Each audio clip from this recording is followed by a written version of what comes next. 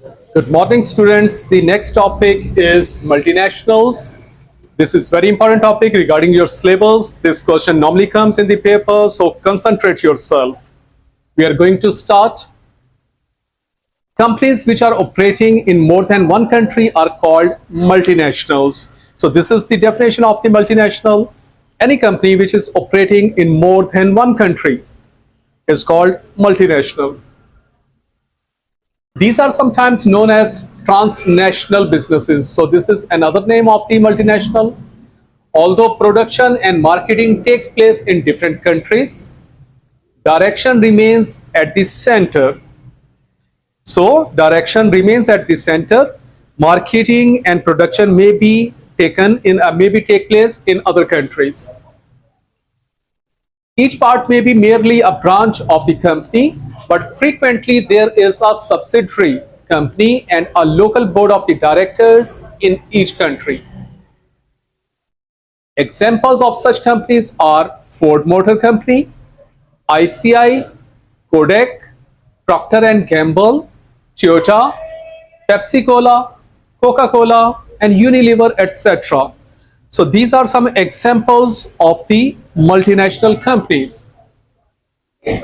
Such a system enables products to be made which are directly suitable for local markets, because every branch is doing their business in different countries. So products normally suit to the demands of the local people.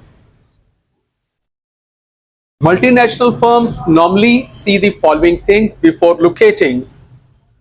So these are the things before location which are necessary for multinationals or nationals to be set up in any part of the world. Number one, the use of the language, the existence of a high quality workforce, a stable government and economy, low wage cost, a well-developed infrastructure, a welcoming in attitude, government incentives, a lifestyle and manners which are comparatively easy to absorb, constructive industrial relations.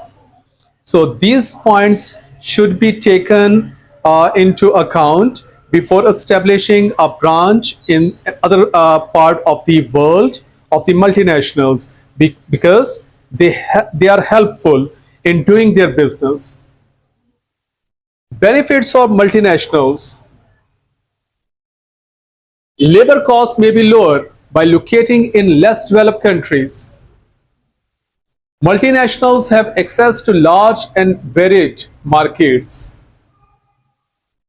reducing transport cost by locating near raw materials and markets. It can diversify into different market areas. A large variety of the goods, services means that fall in demand for one good does not place company at risk. They can sometimes avoid trade barriers.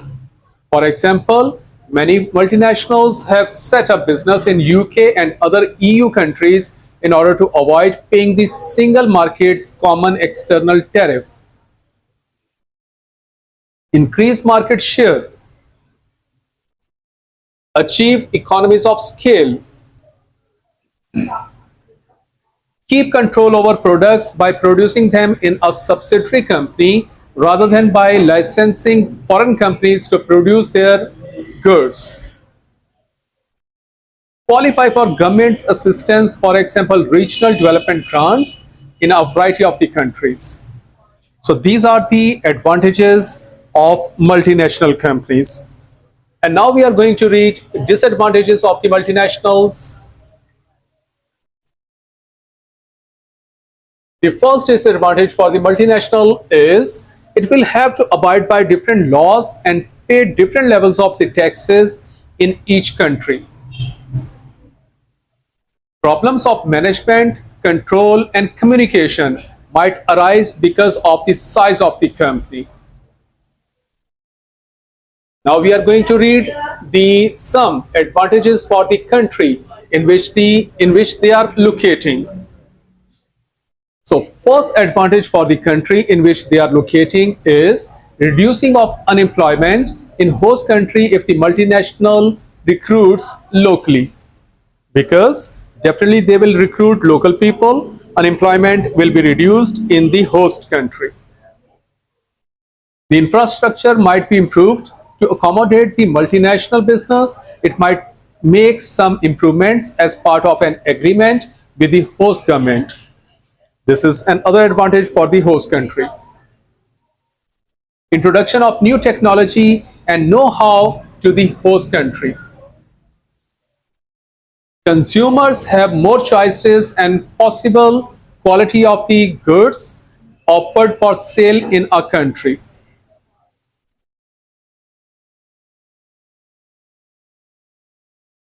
More competition and possibly lower prices for goods produced or sold by the multinationals.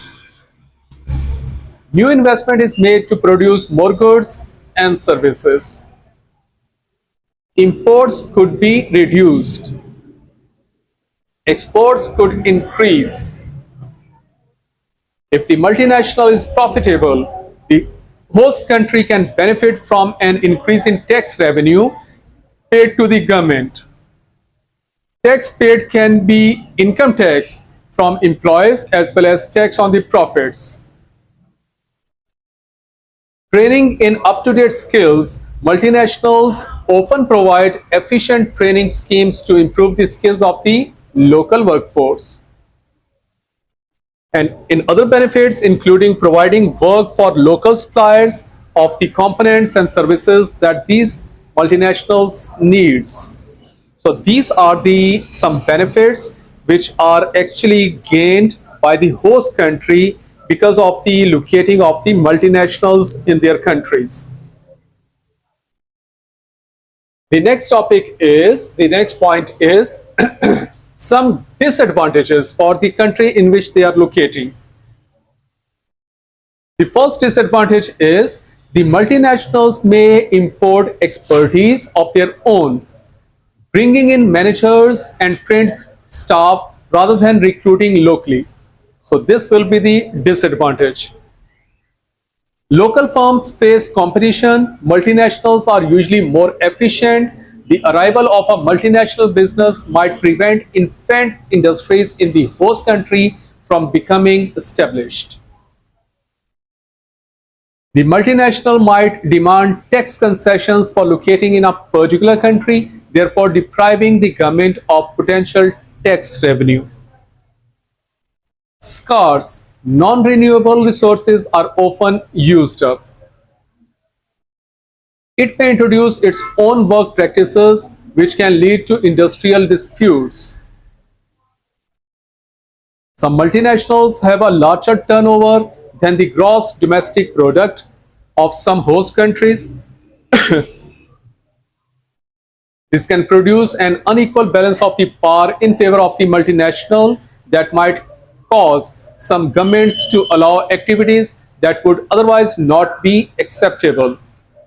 For example, a multinational that breaches employment legislation or causes pollution might not suffer the same consequences that a smaller business might. The multinational might threaten to withdraw from the country. It can send profits out of the country to its home country. Loss of the jobs at the home country.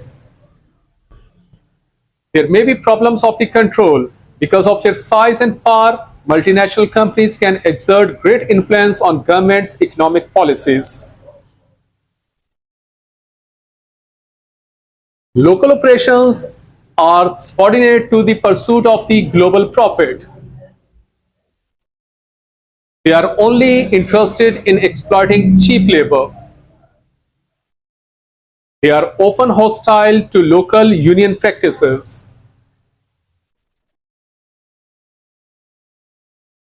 Here is a very important point regarding multinationals. A company which only imports or exports goods to from abroad cannot be said to be a multinational.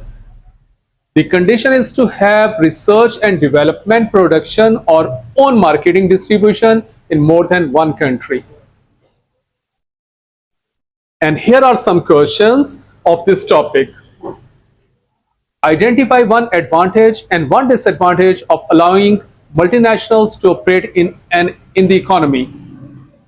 Answer is benefit is increased employment, and disadvantages exporting its profit. The next question is what is multinational? A firm with branches in many countries is called multinational. The last question is state two disadvantages of the multinationals. Profits are returned to the overseas head office. The multinationals may operate against the interest of the host country.